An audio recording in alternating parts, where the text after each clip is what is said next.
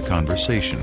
Yo! But nothing about Bird and Magic had ever been as simple as black and white. One of the big reasons this rivalry became so emblematic of so many things is because it was an easy dichotomy for people to understand. But it's crazy to simplify it as saying white people like Bird and black people like Magic because 13% of the country is black. But it wasn't like 87% of basketball fans preferred the Celtics. Who's your favorite basketball player? Magic Johnson. Who's your favorite movie star? Eddie Murphy. Pina, all you ever talk about is nigga this and nigga that. And all your favorite people are so-called niggas. It's different. Magic, Eddie, Prince are not niggas. I mean, they're not black. I mean, let me explain myself. Has the N-word ever been used by a white person to describe Irvin? I doubt it. But as Magic enjoyed his image as a crossover star, it was Bird, the one-time great white hope, who had further emerged as the polarizing racial figure, due in part to that era's increasingly conservative political climate. The rolling back institutionally of the achievements of the civil rights movement were going on apace from about 1975 on. But the triumph of the movement that rolled it back took place in the 1980s. And I think there was people who were very aware in the black community of what was going on. And I think there was a lot of sublimated frustration. And I think one of the ways it got sublimated was into basketball. And I think Larry, through no fault of his own, was the receptacle within which the lingering resentments somehow floated. And after Bird led the Celtics to the championship in 1986, his third in the pros, winning his third straight MVP award in the process, the resentment grew. I always felt that the press was biased in favor of Larry Bird. It always felt to me like they were going to make Larry the hero.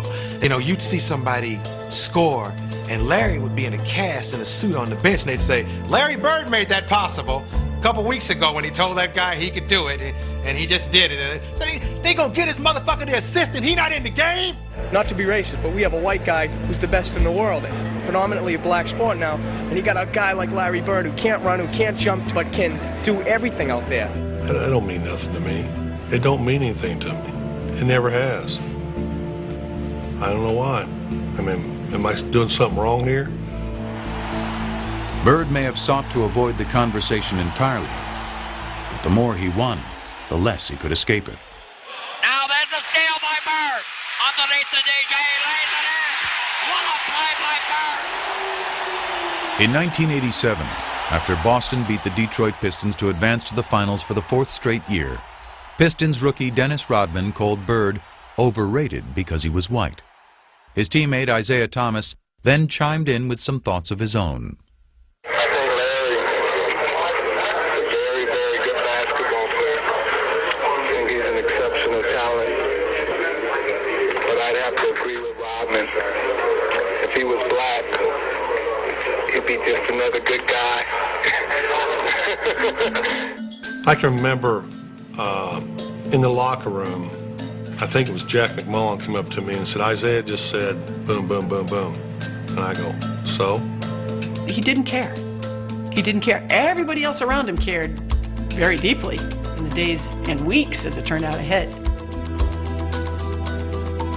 I mean, the media made it out like it was something, but it didn't matter to me what Isaiah or Dennis Rodman said, and it still don't.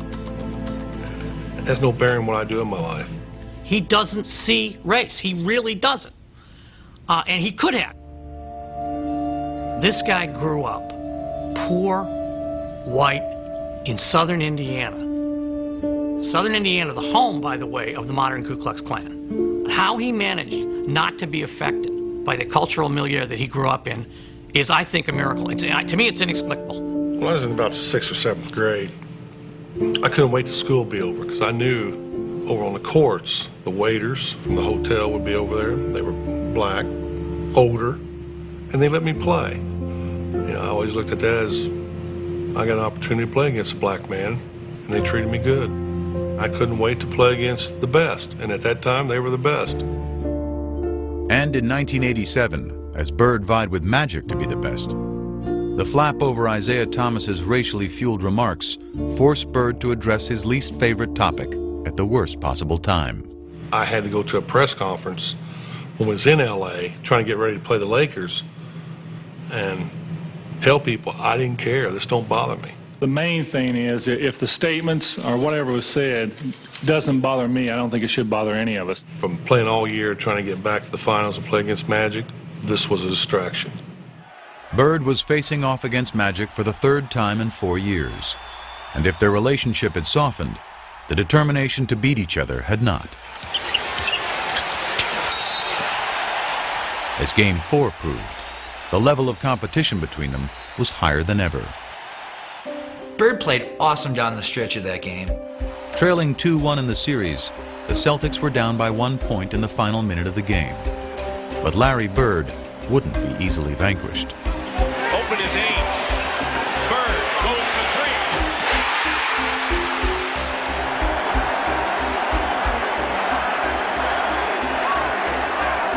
With 7 seconds left, though, the Lakers still had life.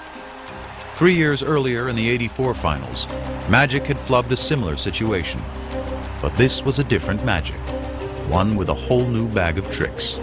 My man switched to Kareem, and Kevin McHale jumped out to me. As soon as I saw Kevin, I said, oh, I'm taking him. You know, Magic puts it on the floor, a couple head and shoulder fakes, and he raised up in the air. And there was nobody that was going to get that shot.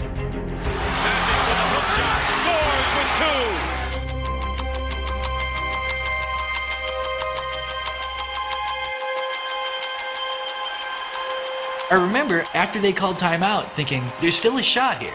Celtics may still win this game. Well, they set up a great play.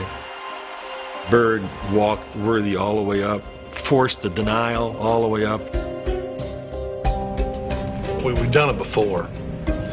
Clear everybody out, go to the ball, break to the corner. He caught it here, and as he caught it, all he had to do was turn. And he just turned, and he just let this thing go. Got a wide open look, couldn't believe it. And I'm standing right there, it is straight as an arrow. Dead on. And the Lakers have won. They were lucky because it was right on line. He looked at me like, how did you ever leave me that wide open? You gotta be kidding me.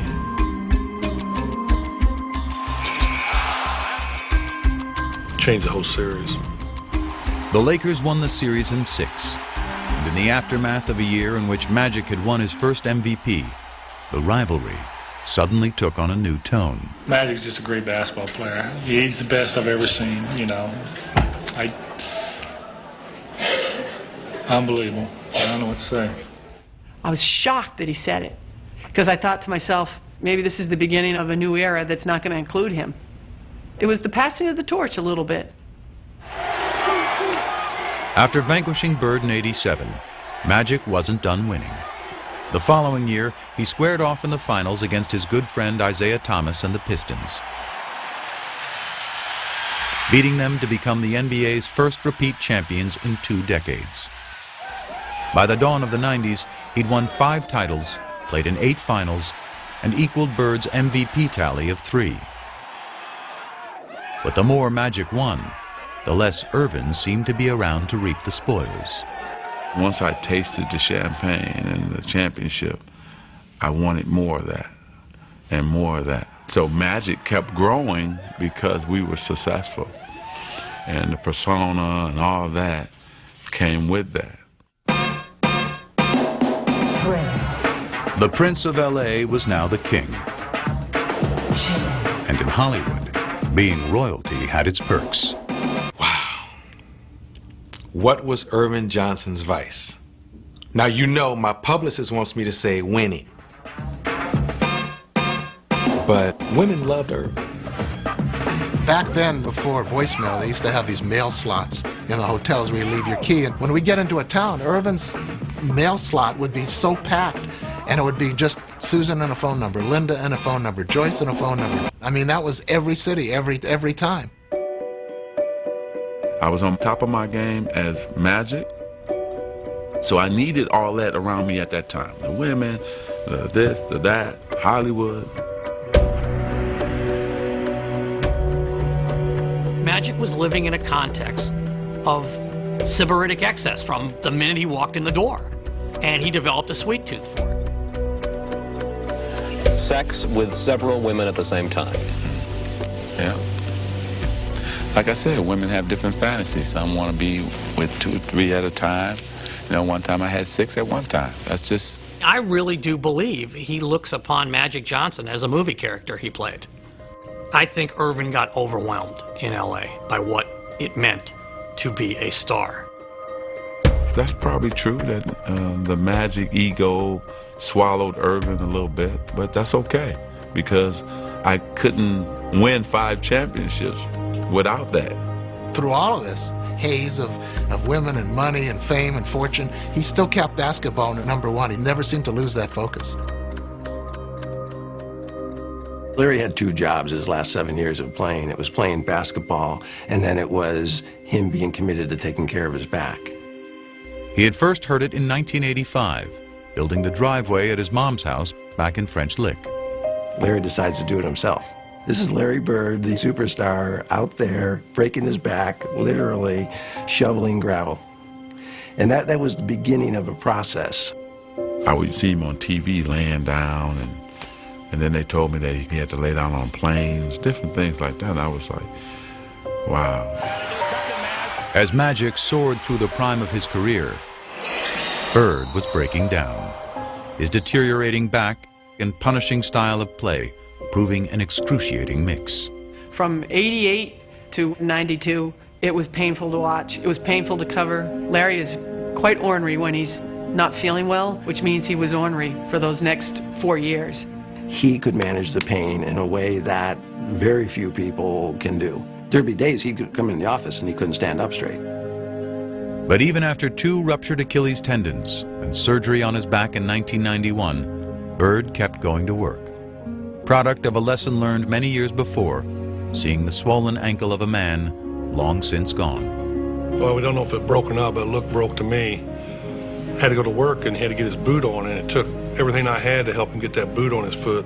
And he stood up limping, and he says, well, I'll see you this weekend, because he was working construction at the time. And I was pretty amazed how he could fight through that all week, then come home on the weekend, and it was black and swollen, and he'd sit around on the weekend and put that boot on and go again.